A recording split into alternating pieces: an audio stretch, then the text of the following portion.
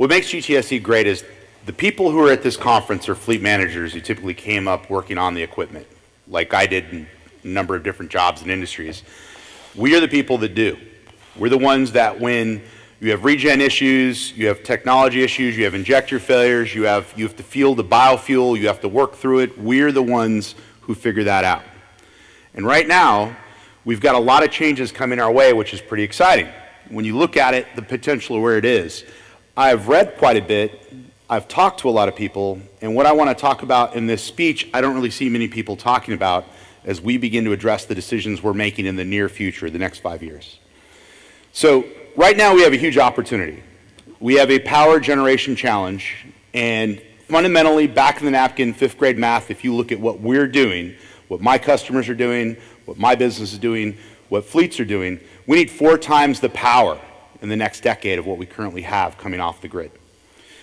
The way technology tends to go, the way things compound, that's 10,000 times the power in the next 75 years, probably. That's a big frickin' number as we begin to look at it. As I begin to read about it and ponder it, it became very real that we could do it. So essentially there are 4 waves of electrification we've seen. The first wave was the dawn of electricity about 150 years ago, where they began to build privately held utilities. Many of those utilities are around to this day. The second wave was the New Deal, where they began to build out rural electrification. We created these systems and networks. The post-World War II boom, they integrated that. To this day, we trade power, we move power, we wheel power. That was so resilient, we were able to add solar and wind farms to that, really begin to bring the generation up. It is a fascinating industry. Today, though, we're in a 4th wave, and that 4th wave is electrifying our civilization. We are moving to electrification of HVAC, EVs, a growth in chemistry from electrons, electrolysis, and then we also have this large expansion of processing power, all that competing, raising the wealth of our civilization. When you think about how big this is, 10,000x type of gain that we need, we've done it before when we moved from horses to horsepower. We've done it in quite a few different ways with our technology. This is the story of technology. It is possible.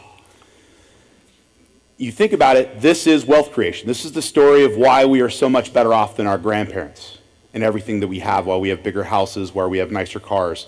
That is a Radio Shack ad. I'm sure people have seen this before, but everything sold at Radio Shack in the 80s, you get with a free phone when you sign up for a new plan already there.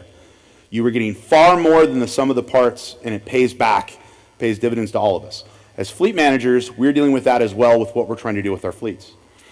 So the first industrialization of electricity started with lighting. So if we start with past as prologue, we look back at the history of the development of utilities, of power gen, you know, it's informative. So Edwin Drake discovered crude 165 years ago next week. And little known, he basically was drilling for oil. He had investors. He was trying to see if he could create this mineral oil on a commercial scale. The day he struck oil was the day he got a letter to stop drilling. They were defunding him. Right? So as people have to deal with stuff, you know, like it's funny how people give up just at that moment where something actually begins to pay back. But the real value of that crude was not internal combustion. This is decades before internal combustion. It was lighting. Turning darkness into functional space that you could actually continue to work after light. Then you had light bulbs come about 20 years later. The first commercial hydroelectric dam in the world is in Oregon City or Westland. That dam project, 14 miles to Portland to electrify Portland for streetlights, as well as other commercial lighting, that was what Portland General Electric became. If you drove here from Oregon City, you probably drove on electrons from that dam, that 100-and-something-year-old project, right? That's how far back it goes. My family's business started 88 years ago in sawdust and coal. That is a furnace in a basement that operates, that was converted from sawdust to oil. It was like an 80-year-old furnace still in operation that's relatively efficient. I've met people who started shoveling coal and sawdust and moved to oil to avoid having to shovel, right? I've talked to people who've converted the industry to oil heat back in the 40s, 50s, and 60s when it was a breakaway cutting-edge technology because you didn't have to shovel anything, you didn't have to light it, it ran itself as a liquid. And it's interesting, where I'm at, having talked to these people, I can see where these changes are occurring slowly over time, but that opportunity, the people who jumped in that did extremely well, right? People who looked a few steps ahead and embraced where that was coming. That's what I want to talk about today. And when I think about this, because I think a lot, how do we get, to where petroleum will be obsolete, where we're no longer burning methane and diesel, right? How do we get to that 4 times electricity? And where do we as an industry, where do we as people fit in that scheme? And when I think a lot about that, I think about whales and whaling. Whaling used to be a huge industry. Used to be very, very big. In fact, the best lighting to be able to work into the night, to be able to do accounting, to read government processes, right? It was whale blubber, whale oil. For 150 years, the United States whaled. It was a big industry. The fortunes made in whaling paid for the first railroads. They invested in a host of other types of technology projects, including electric utilities. It was a major industry, and if you think about it, they went out in boats and they killed whales and they pulled them up to, it's nuts that right there was an industry. And how small it is, but it made a ton of money compared to the level that we do today. And if you think about all the whales that whaled, you break down what that lighting is in lumens. My hometown of Portland, Oregon, in the first 81 days of the year, creates more light than all the whales ever whaled. There's a 10,000 to million time jump in technological wealth. That's what we're talking about. That is what's before us right now with electrification of your fleets, electrification of your buildings. It is pretty interesting. By the way, because AI exists, it shares stuff. Do you know that your home uses about 55 gallons of whale oil comparable in lumens a year? I think that's kind of interesting. Anyways, if you look around us with technology, the jump that we're going to need has happened repeatedly all around us the last few decades. We have 1 million times more light than we had 150 years ago. The world has 1 million times more entertainment that's nearly free. Think about where your kids are now versus where you were with just entertainment and what it costs, right? The world has 1 million times more processing power. This has come alongside of us apparently effortlessly, but it was a big lift. And people who made decisions based on where this goes, many of them have made a ton of money or saved a ton of money thinking about this and being able to execute within that framework. So we have these huge opportunities, but we must develop for it. The world is more thirsty for energy than it ever has been. Internationally, the competition of the world, the Cold War, will be for power and the ability to run processors, the ability to turn chemicals from electrons into chemical electrolysis. This is a new wave that is coming that I don't really see anybody talking about. It is definitely not talked about by politicians. It's definitely not talked about by the utilities, frankly, right? As we're going to need more and more power. So you have electric vehicles, building electrification as we move to heat pumps, server farms coming up everywhere, and they'll continue to exponentially grow, right? And we have chemistry for electrolysis. As we talk about green hydrogen, it's electrons into hydrogen. As we talk about decarbonizing biofuels, it is taking electrons and making a low-carbon NH3 ammonia fertilizer that decarbonizes those feedstocks. And just in the next few years, we're talking 4 times the demand for what we're trying to do. That 2035 ICE engine concepts, think about how many BTUs of power there are in the gallons of gas and the methane delivered to things. It is mind-boggling huge. So when you think about scales that big, it's hard to get it into a human scale to think about it. And the thing I've come up with my own measure, and I'd start with a great story. Who knows where the story of horsepower came from? James Watt, the guy that the kilowatt's named for, he created an external combustion engine, a steam engine that was able to pump water in mines, and he had trouble selling it. So all of you have had inventors and startup businesses come to you asking you to buy their product. Trust us, it works, right? I guarantee back then it was no different, right? He couldn't get people to understand or take the gamble on his product. But when he renamed his pumps, his steam engines, based on horsepower, how many horses that engine could replace, they could calculate a dollar figure to figure out if it paid back, right? And he began to sell his engines. So when we talk about electrification, they talk kilowatts, they talk megawatts, they talk gigawatts, they talk about this, they talk about that. I've noticed that if I can break it down into what a household uses and think in terms of households, it makes it easy for me to wrap my brain around it. So I'm going to go into the power draw that we need that 4 times in a household basis. The average household, my house, 1,300 kilowatts. My wife bakes a lot. Everybody I asked is pretty 1,200. So this 1,000 kilowatt, it's easy math, right? And it's about right. It's on the lower end. It gives the benefit of the doubt towards what we need for power. Then you have a megawatt. A megawatt is roughly 1,000 homes worth of power. It's what a house uses, right? We're moving from harnessing fire to harnessing electrons. That is the change before us.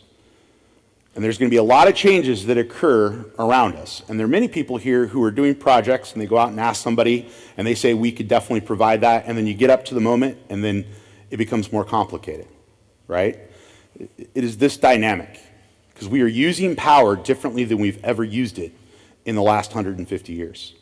So probably the most successful commercialization of an electric vehicle are the Rivian Amazon vans. I see them everywhere. They're very successful. They're working well. As I run through that, one of those vans' power need is roughly 4 homes, right? So you think how many Amazon vans per neighborhood that supply, you're looking at what that civilization needs for energy.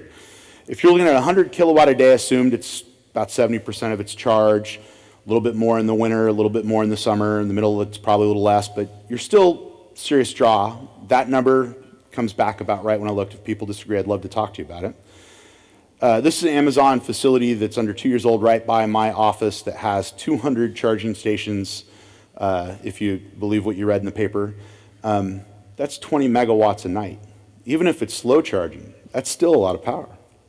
You know, you're talking about 20,000 homes worth of power in a neighborhood with more than 20,000 homes. When I run the math on it, that van at 100, PG's rate right now is 26 cents a kilowatt for them.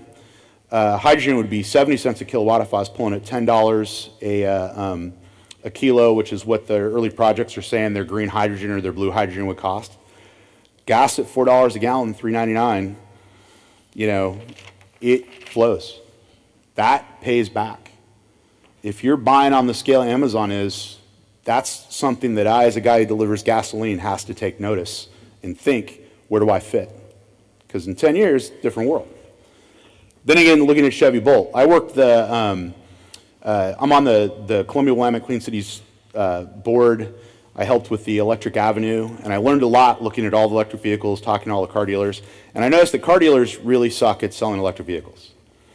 I sold a number of Chevy Bolts because they were like $200 a month, and if you worked at Intel, you had free charging. So if I talked to anybody who was from Intel thinking about it, that's a free car, right? It's also not a lot of draw compared to most electric vehicles, right? So that is the best case scenario. If you have 2 households converting to 2 Chevy Bolts, you're still at 750 kilowatts, you know, that you're adding to that house. You're almost doubling the power draw of that home with those 2 vehicles as you move off gasoline. You look at commercial fleets, because there's a lot of talk about heavy-duty EV. That's the only heavy-duty charging station organ, I believe, at Daimler. You know, Daimler's got it. It's got the potential of 5 megawatts of power. 1,000 houses to a megawatt, and that's going to do that every 15 minutes, potentially. Thousands of trucks pulling that kind of power. And it's not just EVs. Another doubling in need is going to be, actually it's more than a doubling in need, is moving to heat pumps. Right? This last winter, we had a bunch of new construction that all went heat pumps that then had to bring in external heaters to keep them up to temperature as they figured this out. The amount of power that's going to draw off the grid is competing with your electric vehicles. And you're talking about a priority compared to your car or your fleet, right, based on keeping people over the age of 70 warm. And it's not just EVs as well for AI. AI is pulling a great deal of power. Do you know that if you do an AI query playing around, when all of us play around, you are burning as much electricity as raising a cup of coffee to 200 degrees? Also, AI told me 6 cups of coffee to the mile on that Chevy Bolt. I would choose the coffee. Just going to tell you, if I had a choice between those, I'm definitely spending the energy. And then I'm talking to a lot of people who are looking at electrolysis projects where they're going to take electricity and they're going to turn it into chemistry, and it is going to flow. And probably the biggest thing we hear about here is hydrogen. That is where the hydrogen is going to come from. If you're in a place like the Pacific Northwest that has lots of water, you have lots of power, you can turn that power, that water, into hydrogen, and you can hold and store it in a way you couldn't store energy before. Then you have the electric utilities facing the same CO2 constraints that the petroleum industry is. So they can't just go out and build natural gas. They definitely can't build coal. They have to field new technologies. Or I wouldn't say new technologies, but they have to move with a certain box of tools. So the world will be low CO2. And the politicians are also making hard lines on what we can adopt. There have been a number of moves to make sure no new construction goes to anything other than electric. Portland has outlawed petroleum diesel, right? You have these things coming down which also will constrain what's available for us to use as BTUs of energy over the next decade. And most fleets are being told, figure it out. Who would say this is where that's kind of at? Is there, you got to electrify by this date, you got to do this, you got to do that, figure it out. And we are all here figuring it out. So where do the new electrons come from if we're going to flip a fleet that runs 10,000 gallons of diesel and is going to need, gigawatts, to replace that? Well, we figured out. This is my prediction for the near future, what we're looking at here, which I have read quite a bit about, and I haven't really seen anybody talk about it. We have a lot of people selling products, we have a lot of people making promises, and then we have people on the ground in between trying to figure out what's real, what isn't, what they need to serve their fleet, where it is. I've heard a lot of conversations about this. Renewable diesel is the typical answer, but as I see more and more, the people pushing for electrification are dissatisfied that renewable is a solution, right? So I expect to see more and more pushback where it has to be electric. So in our lifetimes, the background, I would predict solar power is getting cheap, and it continues to follow Moore's law like computers and processors. Batteries are getting better and dropping in price, same thing. I think batteries look like our computers have, where every so many years it just doubles in what it can do. Electrolysis chemistry is being able to turn electrons into many different things too. That's going to be a lot of value for a lot of people. Fischer-Tropsch is basically the idea that you can take garbage, you can reform it, and you can make jet fuel, diesel, and other chemicals as well, to where we no longer would need crude oil as that technology comes along, and that is big. Smart technology and AI are able to move, able to do things at a price we never could do. That they're able to basically optimize with robots that we can get a lot more value than we ever had before, optimize things, be able to smart charge in a way we couldn't before, be able to move. There's a lot that AI is going to be able to do that makes our lives a lot easier and pays back very rapidly. And we have these market forces as well. EV prices will go down. So a Tesla gross margins 20 to 40%. A GM or Ford product is 5 to 10%. It would indicate after the decades of Tesla existing that EVs are far cheaper to manufacture. And what we're seeing come out of Asia, there's a strong chance that you're going to be buying a car like you buy a cell phone on a plan where they just give you this EV and it's so cheap, how do I not buy it? Like without incentives, without government subsidies. That's where that's going to go, just like cell phones, just like computers. The inflation adjusted of your laptop, right, is like $10,000. We can go buy one for $400 that does pretty much the same as a $1,000 one, right? You're going to see that with electric vehicles. Solar prices are dropping very rapidly. The ability to produce solar is competing with natural gas at, I think, $3 a million BTU. That would be unthinkable a decade ago. Battery prices are continuing to drop, and they're going to be everywhere. And then you have microgrid solutions, which will become widespread. The dynamics of this, though, is changing the way utilities manage power, and I'd predict most utilities not fans of this conversation. So we're in this weird place where you're not allowed to talk about what may or may not work. You know what I mean? You're talking about people's long-time careers changing. I'm a guy who sells diesel. This is not the most comfortable thing to think about, but as you see it, it becomes pretty clear. And then you ask, where do I go? How do I make decisions that are great decisions 15 years now and people go like, man, good thing you thought like that back before people were thinking about it. Electricity rates are going to go up. We're already seeing that. You've got a lot of demand. Even if we 4x the amount of power with the demand coming at it, it is going to be more expensive. Getting power to some places is going to be problematic too. You are radically changing the way the grid works with electric vehicles. On, off, on, off. You have a Huskies game, you have a Duck game, and 1,000 people with electric vehicles decide to charge before heading home off the highway. What does that do to a grid? Because it's not like anything that's ever occurred before, right? The cost of infrastructure is going to go up. There is a talent shortage, there's an ability shortage, and this is going to be high-value people. We will see it in the price we pay. And NIMBY on power projects will follow the same thing that happened with cell phones and apartments. We need housing, and everyone's fighting building housing, right? It cracks me up how complicated simple stuff gets. We're going to see that. I predict power is going to look more like getting power is going to look more like land use zoning than power. The way that that's going to go based on where it needs to be, what their access to, and the project they have to do to upgrade it. And then you're going to have millions of smart people figuring it out for themselves to save money. The person who runs the audiovisual here was telling me, he was able to create a spider box with batteries for like $1,200 that replaced renting a generator at $300 a day, and it worked. Off the shelf, right? Those type of solutions people work through, that's electrification.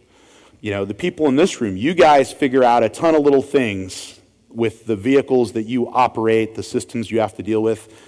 That is going to start squeezing a ton of value. That's probably a full 1x of power as we all begin to think about it. Meanwhile, 1.3 billion hydrogen hub coming our direction. None of us are going to say no, right? But at the same time, that kind of creates a different kind of incentive for where things may go.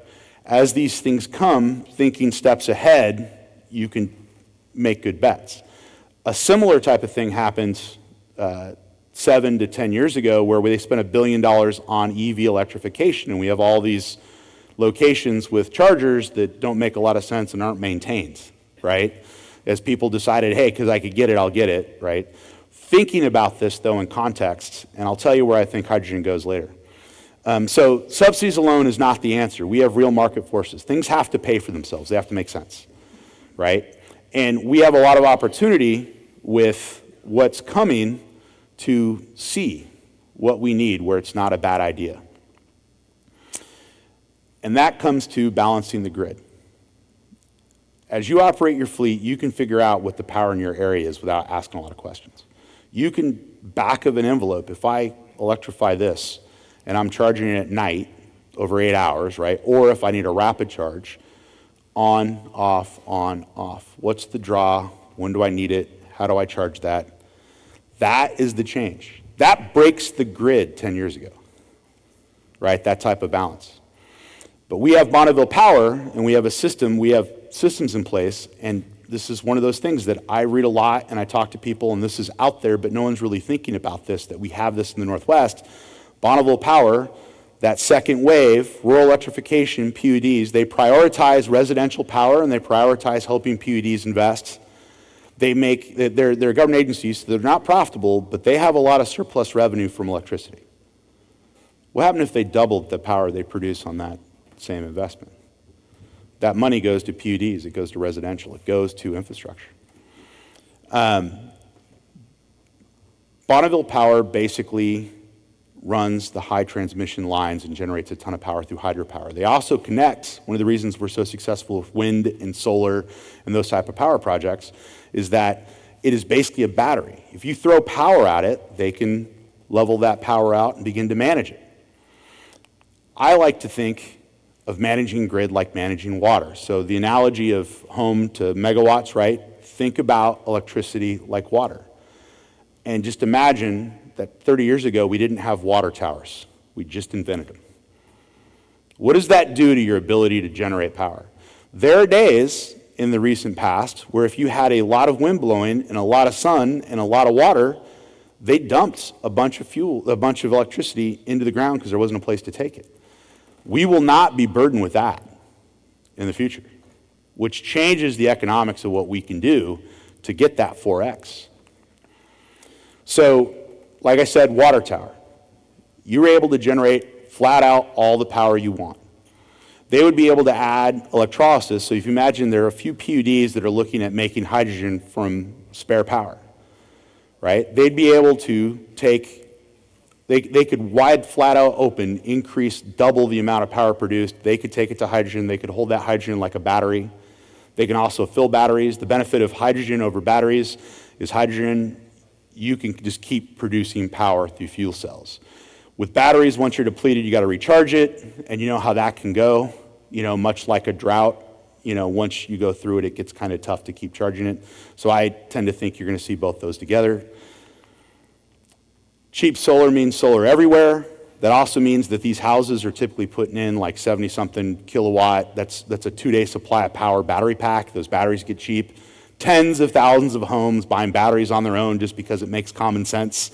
That's a whole lot of power that's out there. Battery storage expands everywhere. These projects are happening right now. From what I understand, grid-tie battery is cheaper than generating power. So you're going to see this as they begin to put this all throughout the systems. There is not waste power. We're able to hold it, which then means they're able to supply it. And I'd also point out, your fleet can do this. You can get the power you need with batteries. You also can run up a microgrid. How many here have had facilities that have been without power for days in recent history, right? Rather than running diesel generators, which is my bread and butter, but it is pretty obvious to me in the next decade, right, I'm going to have real competition as people invest in this for their electrification of their vehicles. I'm going to be basically getting power from my house because I drove the fuel truck there and put gasoline in the gas cans, and it still was a pain in the neck to keep my wife in power when we were without it for a week last year, right? So we've got a lot coming to our benefit, and this is where I want to talk about H2. We have a ton of water. We have a ton of green power. They call it blue hydrogen because the resource existed, but a slight tweak, you get a few of the right lawyers in the room, and I'd predict that they could make that hydropower green hydrogen real quick, which then, depending on the incentives, really reduces the price of what that is. Right now the quote I'm hearing is $10 a kilo without the capital expenditure of the fuel cell. But it's still, we're going to be at 70 cents a kilowatt here for EV charging, I predict, pretty quick as this demand comes on. So hydrogen is a store of power. The biggest obstacle to hydrogen is the fact that carbon fiber costs a lot of money, right? If that begins to come down at scale, from what I understand they're going to talk about, that also begins to get this really cheap for us to store with hydrogen. And as I look at hydrogen, I get pretty excited. It's kind of interesting, like as I've been researching it and looking at it, I'm getting a different opinion than what I see most people talk about. I'd predict half of this room of fleet managers in here are thinking about hydrogen because they're able to get the miles off their heavy duty that they want. I look at hydrogen trucks, and to me, it doesn't make a lot of sense. If I look at electric heavy duty, it doesn't make sense today, but in 10 years, it probably is there. And then the issue is getting power into those vehicles. That can power those vehicles. So hydrogen fuel cell, I'm going to go through it a little bit. This is Cummins Accelerator. This is proven technology. I have no commercial relationship with them at all. I'm just a freaking fan. That is a 10 by 20 tough shed that powers a small city. It is able to create over a megawatt of power, and you could stack them up on, off, on demand. Anybody ever been to a Buc-ee's in the South? You can do a Buc-ee's for EV charging where everyone gets a 15-minute, 80% charge like that. It is flippin' impressive, and it is proven technology. They've been fielding these for peak shaving where you have petroleum refining and they've got hydrogen readily accessible, but they have trouble getting power there. And by putting this in, they don't have to run millions or probably billions of dollars of power lines, to be able to connect where wind resources, things like that are. It is mind-blowing. For the costs, because I know everyone's got a budget for this. I know I don't. $4 million for the charger, $2 million for the trailer to haul it. The $4 million would include the storage that go with it too on the site too. You get 1,000 megawatts per trailer. $10 a kilo, and you've got an insane amount of power on demand, and you can scale that. So the conclusion, the near future energy, so you have the private utilities first wave. You just think about this history, right? Bonneville Power, second wave, this rural electrification, we have that framework. We have the public utilities, the private utilities working together. I would predict what you're going to see is you're going to see a lot of hydrogen made at PUDs, invested in by BPA, and then that is going to be sold for private utilities, to fleets, and those types of things. And it's all about baseload. It's all about being able to have power when you need it. And if you guys are making decisions with electrification, look at the batteries. Last year there was nobody here selling battery grid tie. Now there are a few people down there. But as I've been kind of traveling and looking, that is mind-blowing. Think about your facilities not needing to fire off a diesel generator if the power goes out. Think about the ability to rapidly charge stuff as you need to charge it. Think about the fact that that investment that you did right now with your electrification of the vehicles does a lot for you for the next 20 years. You know, and then on top of it, we can add a fuel cell to that, and you'd have your own power plant, your own control, your own ability to do it at the scale we're talking about. And with that, thank you very much.